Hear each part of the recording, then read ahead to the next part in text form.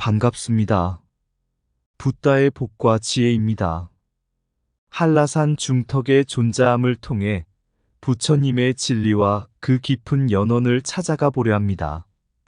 인도에서 먼 길을 넘어 전해졌다는 불교의 가르침이 우리 한반도 곳곳에 뿌리 내리고 정착해 왔습니다. 그 중에서도 존재함에 깃든 전설과 신화는 단순히 오래된 이야기가 아닌 우리에게 깊은 인연과 가르침을 전해주는 귀중한 유산입니다. 오늘은 부처님의 진리가 전해지는 여정을 되새기며 그 진리가 우리 삶의 중심에 자리하고 있는지 함께 성찰해 보고자 합니다. 이 시간 부처님의 자비와 지혜가 여러분 모두에게 평안과 깊은 깨달음으로 다가가기를 기원합니다. 자, 그럼 한라산 중턱 존자함 부처님 10대 존자가 창건하였다. 그 역사를 함께 알아볼까요? 옛날 옛적 부처님의 열제자 가운데 한 명으로 알려진 아난다 존자가 어느 날 한 산길을 걷고 있었습니다. 그 길은 길고 험난했지만 아난다 존자는 부처님의 진리를 전하기 위해 마을 곳곳을 찾아다니며 끊임없이 걸었습니다. 하루는 산 중턱에 이르러 멀리 넓게 펼쳐진 바다를 바라보게 되었습니다. 그 순간 그는 마음속에 깊은 평온함이 찾아오는 것을 느꼈습니다. 그곳에서 잠시 머물며 명상을 하던 아난다는 다가오는 사람들에게 부처님의 말씀을 전했습니다. 그때 한 사람이 그에게 다가와 묻기를 당신의 마음은 어떻게 이토록 고요할 수 있습니까? 라고 했습니다. 아난다 존자는 미소를 지으며 말했습니다. 바다를 보십시오. 바다는 수많은 파도를 품지만 그 깊은 속은 언제나 고요하지 않습니까? 마음도 마찬가지입니다. 모든 상황을 있는 그대로 받아들이되 그 깊은 속은 흔들리지 않는 고요함을 간직하는 것입니다. 그 이후로 그 산 중턱에는 사람들이 모여드는 작은 암자가 세워졌고 사람들은 그곳을 찾아 아난다 존자가 전한 지혜의 말을 마음에 새기며 배움을 이어갔습니다. 제주 한라산의 존자함 전설은 이렇듯 부처님의 진리를 간직한 공간으로 전해 내려왔습니다. 옛날 부처님께서는 열 제자에게 각기 다른 지혜와 자비를 전하셨습니다. 그 제자 중 한 사람은 모든 생명이 서로 연결되어 있다는 부처님의 가르침을 깊이 이해하고 이 가르침을 세상에 전하기 위해 먼 길을 떠나기로 결심했습니다. 그는 수많은 나라를 거쳐 마침내 한반도에 닿았고 그곳에서도 남쪽으로 먼 바다를 넘어 제주도의 한라산 중턱에 이르게 되었습니다. 이곳에서 제자는 가파른 언덕과 넓은 바다, 맑은 하늘을 바라보며 깨달음을 새롭게 했습니다. 모든 생명은 서로 다르지만 하나의 근원에서 비롯되었다. 이곳에서 나의 마음을 닫고 부처님의 진리를 펼칠 터이니 사람들이 이곳에 와서 평온함을 찾고 진리를 마주하길 바란다라고 다짐했습니다. 그리고 그 자리에서 작은 암자를 짓고 부처님의 가르침을 전하기 시작했습니다. 사람들이 이 암자를 존경하는 뜻에서 존자함이라 부르기 시작한 것은 그때부터였습니다. 존자함은 부처님의 제자가 남긴 흔적과 가르침의 씨앗으로 전해졌습니다. 한국의 불교는 그때까지도 외래 종교로 여겨지며 많은 어려움을 겪었지만 부처님의 자비가 바다 건너 제주도까지 닿았다는 믿음은 사람들에게 큰 위안을 주었습니다. 이로써 불교는 단순한 외래 종교가 아니라 우리 마음속의 평화를 깨우는 지혜의 씨앗임을 사람들에게 일깨우기 시작했습니다. 오늘날까지 이어져 오는 존자함의 전설은 부처님의 가르침이 바다를 넘어 그 어디든 닿을 수 있음을 보여줍니다. 이곳은 멀리서 찾아온 부처님의 진리가 자라난 한국 불교의 깊은 뿌리를 상징하는 장소로 남아 있습니다. 모든 생명은 다르되 하나의 근원에서 나왔나니 그 다름 속에서 하나됨을 보라.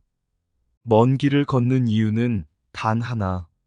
그곳에 부처님의 자비를 나누기 위함이다. 마음의 고요함을 지킬 때 우리는 가장 넓은 바다를 품을 수 있다. 부처님의 진리는 산과 바다를 넘어 진리를 찾는 자의 마음에 닿는다. 각기 다른 길을 걷더라도 모든 길은 결국 하나의 깨달음으로 향한다. 참된 평온은 외부가 아닌 자신의 마음속 깊은 곳에서 찾아야 한다. 부처님의 가르침은 하나의 씨앗으로부터 무수한 지혜의 숲을 이룬다. 고통을 넘어선 자비는 그 어디에서든 고요히 빛나게 마련이다. 마음을 닦는 자는 산 중턱에서도 진리를 보고 평화를 얻는다. 모든 존재가 서로를 비추는 거울이니 우리는 그 안에서 진리를 본다. 가파른 언덕을 오르며 진리를 구하라. 그 길 위에 깨달음이 있으리라. 세상의 다름을 인정할 때 우리는 비로소 진정한 하나를 발견한다. 그리움이 길이라면 자비는 그 끝에 놓인 쉼터와 같다. 진리는 멀리 있지 않으며 마음이 열리는 순간 그곳에 있다. 부처님의 씨앗은 먼 바다를 건너와 그 어느 곳에서도 피어날 수 있다. 옛날 인도의 한 불교 스님이 깊은 수행 끝에 깨달음을 얻고 그 가르침을 더 넓은 세상에 전하기로 결심했습니다. 그는 많은 나라를 여행하며 부처님의 자비와 지혜를 전파했고 마침내 한반도의 남쪽 제주도에 이르렀습니다. 그곳에서 그는 기묘한 지명을 들었습니다. 그 이름은 블레골이라 하였는데 사람들은 오래전부터 그렇게 불러왔을 뿐 그 의미를 아는 이는 없었습니다. 스님은 블레라는 이름을 들었을 때 마음이 깊이 울렸습니다.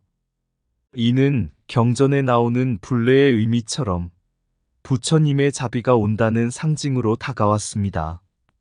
마치 부처님의 진리가 이미 오래전부터 이곳 사람들에게 닿아 이름 속에 그 흔적을 남긴 것처럼 느껴졌습니다. 그래서 스님은 블레골 인근에 작은 암자를 짓고 그곳에서 사람들에게 부처님의 가르침을 전하기 시작했습니다.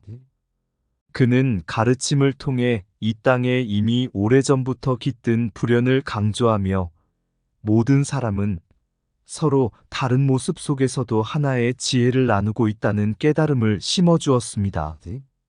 스님의 가르침은 불국토의 상징과도 같았습니다. 모든 세상이 부처님의 땅이 될 수 있으며 깨달음을 향한 마음이 모인 곳이 곧 불국토라는 신라불국토설을 떠올리게 했습니다. 그렇게 존자함은 인도에서 온 스님의 가르침을 통해 한국 불교의 깊은 뿌리와 연원을 나타내는 상징적 공간이 되었습니다. 오늘날까지 존자함이 전하는 가르침은 깊은 평화를 우리에게 일깨웁니다. 이곳은 부처님의 자비가 이미 오래전부터 우리의 삶 속에 깃들어 있다는 상징이자 한국과 인도가 불교를 통해 이어진 인연의 다리로 남아 있습니다. 진리는 길을 넘어 전해지며 마음이 열리는 곳마다 빛난다. 먼 곳에서 전해진 자비는 이곳에서 다시금 꽃을 피운다. 이름 속에 깃든 지혜는 수많은 세월을 넘어 우리에게 다가온다. 서로 다른 땅에 있어도 자비의 씨앗은 같은 뿌리에서 자란다. 부처님의 가르침은 시간이 지나도 영혼 속에 남아 세대를 잇는다. 진정한 불국토는 마음에 있으며 모든 생명은 그 안에 머문다. 부처님의 자비가 닿은 곳마다 길고 긴 불연이 이어진다. 가르침은 마음의 언어로 새겨지며 어디서든 진리를 깨우친다. 깨달음은 오랜 인연 속에서 찾아오니 그것이 부처님의 법이다. 마음으로 전하는 가르침은 세상 어디에서나 빛을 발한다. 블랙홀의 이름은 시대를 넘은 진리 깨달음의 소리를 전한다.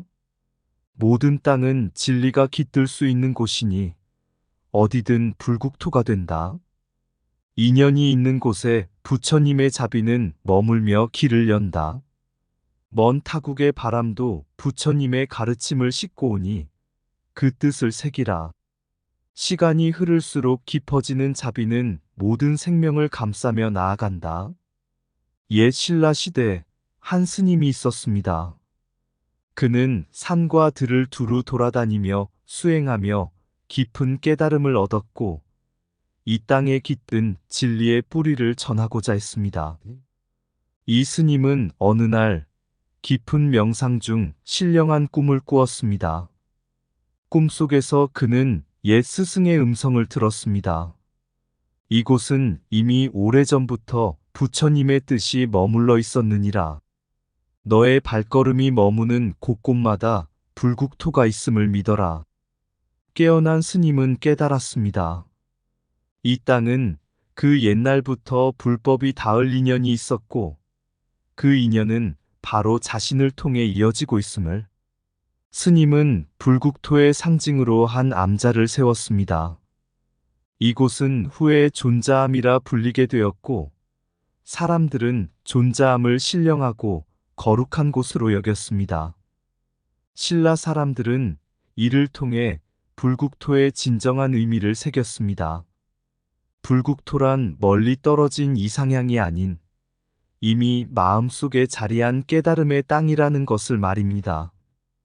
스님은 그 땅이 한국인에게 뿌리 내리기를 바랐고 그들의 문화 속에서 꽃 피우기를 원했습니다.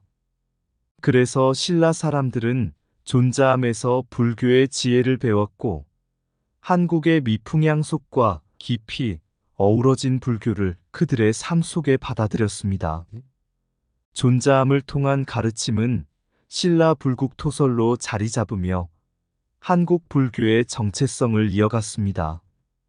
이는 단순히 외래 종교가 아니라 오랜 인연 속에 깃든 진리의 씨앗이 스스로 피어남을 뜻했습니다. 신라인들은 부처님의 자비가 바다를 넘어 이 땅에 닿았음을 깨달았고 그로 인해 자신들이 곧 불국토를 이루는 이 땅의 주인이자 가람터의 후손임을 자각하게 되었습니다. 오늘날 한국 불교는 깊은 전통과 문화를 품으며 한국인의 마음속에 자리 잡았습니다. 존자암에서 이어져 온 깨달음은 우리 안의 불국토가 활짝 피어나길 바라는 부처님의 염원이었음을 상기시키며 우리는 모두 그 길의 동행자임을 일깨웁니다. 모든 땅은 불국토가 될 수 있으며 깨달음은 우리의 마음에서 시작된다.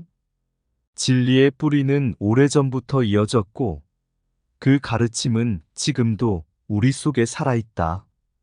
인연 있는 땅은 스스로 가람이 되어 자비의 씨앗을 품는다. 진정한 불국토는 바깥이 아닌 우리 마음 속에 존재한다. 진리는 먼 곳에서 오는 것이 아니라 이미 우리 곁에 머물러 있다. 깨달음은 우리 안의 불국토를 발견하는 여정이다. 오래된 가람터의 숨결은 그 땅에 깃든 자비의 역사를 담고 있다. 마음에 깃든 불국토를 깨우는 것이 바로 불교의 길이다.